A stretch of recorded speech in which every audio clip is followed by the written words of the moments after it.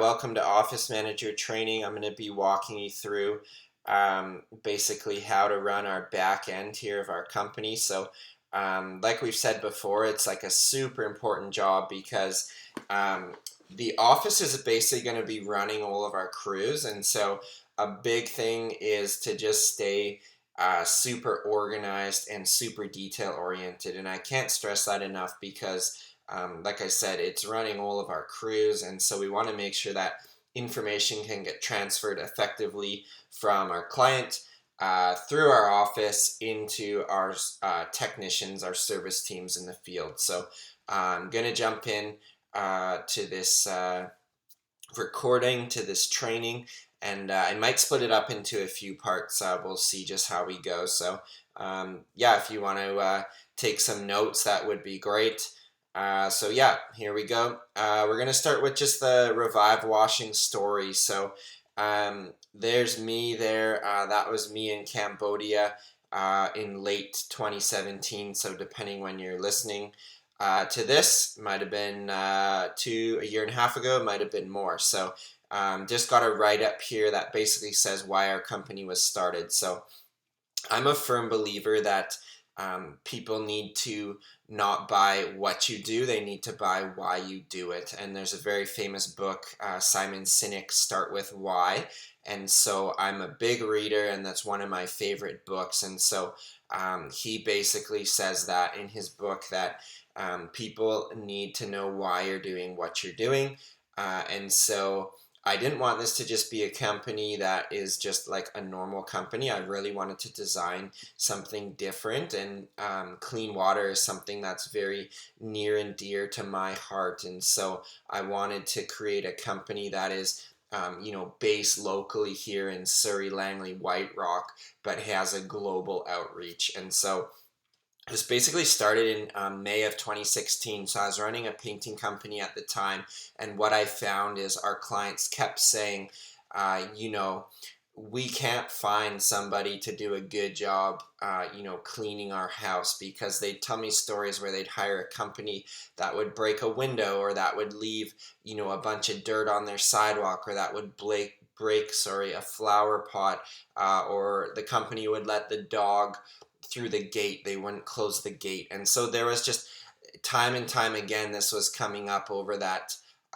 leading up to that summer there in May. And so just a light bulb went off in my head, and I thought, you know what, I think we could design a company that could aid my painting company, but I also thought we could design a brand around this problem that we're having. And businesses really spark up because there's a problem that needs to get solved. And so this problem that I saw was these homeowners can't find somebody reliable to do like a top-notch job. And so that kind of was going on. And then at the same time, I had been backpacking through Southeast Asia a year prior, and I had seen communities that didn't have clean water, or that had just got access to clean water. And so growing up, I had always seen World Vision ads and things of that nature, but it never actually hit me in the heart until I was actually abroad and overseas and could see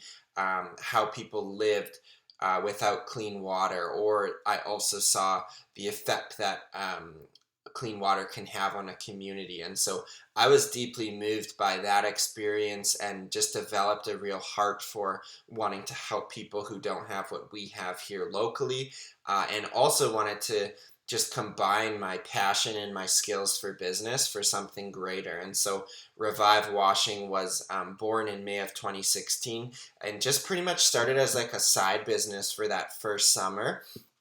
And each year I've been tweaking it a little bit more, making it a little bit better, and we're really starting to grow now, which is exciting. Why we're starting to, hire you in the office, and hopefully add more to our staff here as the years go.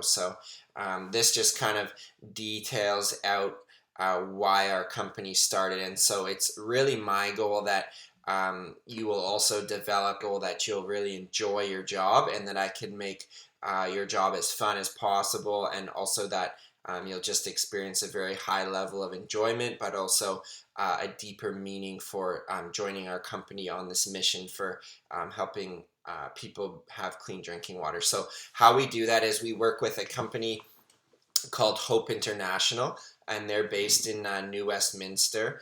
And so what Hope does is they work with local partners to oversee the construction of the water wells. So our company Revive is a conduit where we will provide the funds to Hope, and Hope will send the funds to the field and work with the local partners to make sure that the water well is not only built but also maintained, which is very important as well. So that's our why, and really our vision is that we want to sponsor 64 hand dug water wells by the year 2022. So how we do that is we take 3% of every single job and we put it in a separate bank account, and then we donate that money to Hope. So these hand dug water wells you can see right here, they cost about $1,500 each to build. So we want to sponsor 64 of those over the next few years, which will bring clean drinking water to about 2,300 people for their life.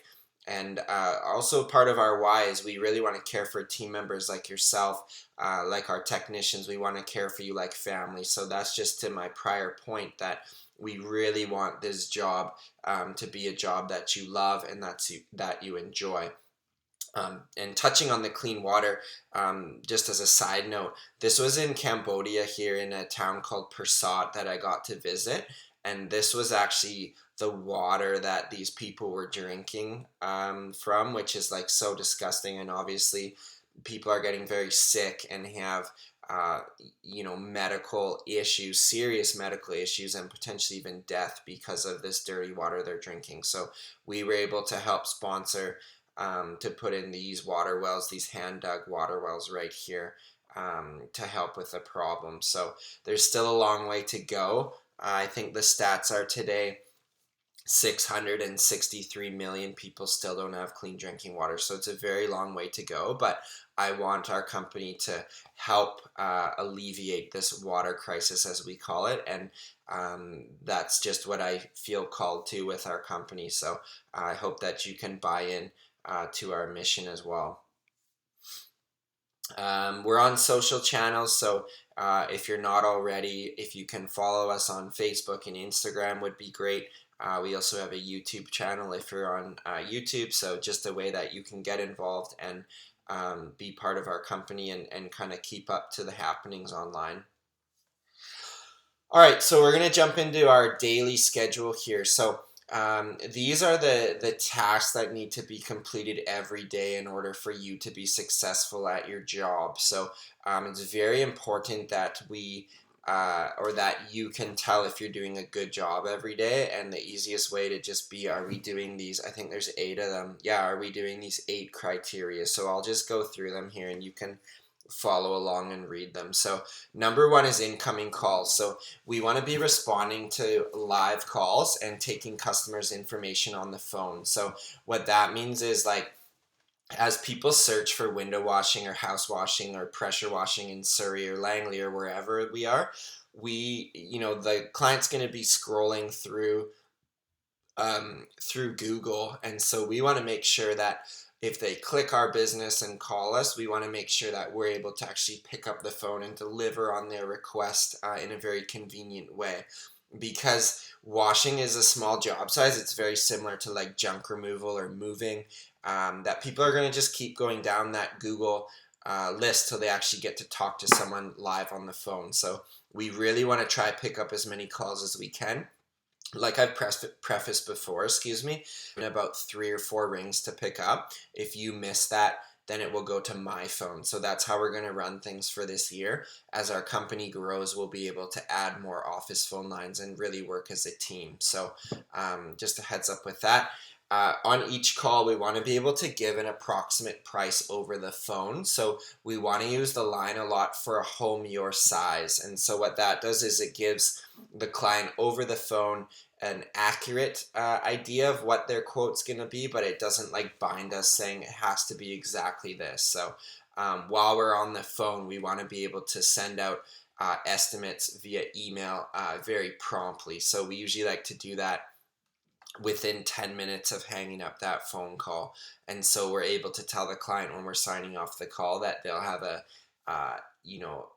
emailed quote to them in a matter of minutes. And that makes our company look really good. Okay, so 2 is company email. And so we're getting our company emails info@revivewashing.com, and that's forwarding to revivewashing@gmail.com. So we're using our Gmail company email in order to process all our customer requests. So you're going to have leads coming in from our website here, and so it'll be your responsibility to call those leads and send them estimates. And in the office, you're going to be quoting everything from $0 to about $800. Anything more than that, we're going to want to be able to get our eyes on it in an in-person estimate. And so we'll let you know the system for that later. But basically, if you can't see the house on Google Street View, or it's just a very large house, a large job that you know will be north of $800, then it's best to set up an in-person estimate for myself to go look at. 3 would be Ring Roost voicemails. So Ring Roost is our phone provider, and so we're going to have people, like I was saying on our first point, when we do miss the call, I'd say half the time they'll just go to the next company. I'd say the other half the time they're going to actually leave us a voicemail. And so it's very important that we pick up those voicemails the morning of the next day. So say they call in the evening or after hours and we both miss the call, then it would be important for you to go and call those voicemails in the morning and get them their quotes. 4 is scheduling jobbers. So we want to be able to check our daily, weekly, and monthly schedule, and we want to make sure that the crews have enough work for the coming days and weeks. So we want to approximately schedule $800 to $1,000 of work per day per crew. Some crews are going to be quicker and more efficient. We can probably do a little bit more, but we want kind of $800 to be like that baseline for the day. That's kind of the number, the sweet spot that's going to make our company operate at a level of profit and also at a very efficient level. We'll talk about the neighborhood codes in a little bit, but that's basically just saying we want to route crews as efficiently as possible. For example, we don't want to be scheduling a crew in South Surrey for a window wash and then all the way up in, say, Fort Langley for a gutter clean. We want to actually optimize our crews so that they can stay kind of in an area each day. There's going to be some crossover as we bump and slide, but by and large, we want to make sure that crews can kind of stay in a central area. 5 is follow-up phone calls. So we want to really make sure that our clients are happy. Part of our marketing system is really built around the fact that our clients have a very top-notch experience with our company. We call it an amazing customer experience. And so your job in the office is going to be phoning each client from the previous day and just making sure that they're very happy. We've got a script for that you'll be able to follow, but basically you're going to be wanting to touch on 4 points. One is just that they're happy with the service. If it does, to manager and pass that on to them, that they'll need to rectify that situation and make sure that the client is indeed happy. Quick preface to that, we'll get the odd client that's just crazy and we actually can't do anything for, but I think most of the time we'll be able to meet the client where they're at and make them ultimately happy with our service, whatever we end up deciding. 2 would be you want to make sure payment was collected. So we'll get payments into our email, but if the crew did not collect payment on site, it'll be your responsibility to take the credit card over the phone or to send out instructions to get an e-transfer, both of which will work for payment.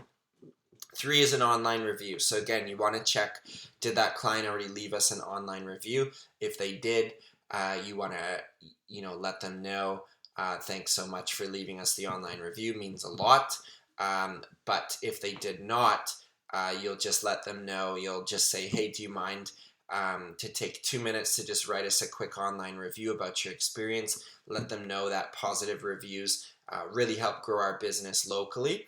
And then a lot of times we'll be able to capture additional review that the crew may have missed. For example, say the homeowner wasn't home when the crew finished up, so then it'll be the office's job to go for that 5-star review.